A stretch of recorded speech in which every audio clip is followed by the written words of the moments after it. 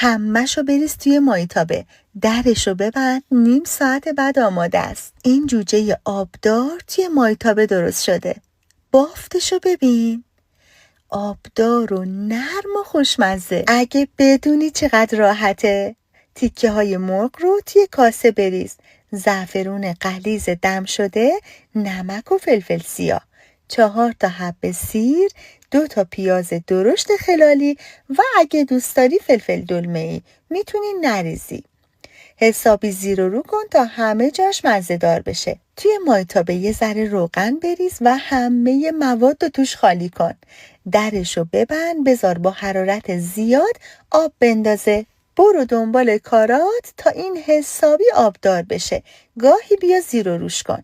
آخرای پخت که آبش جمع شد و داره طلایی میشه، یکم کره روش بریز. در کنارش به عنوان چاشنی یه ذره رب انارم بذار. حالا لایک کن و ذخیره کن که گمش نکنی.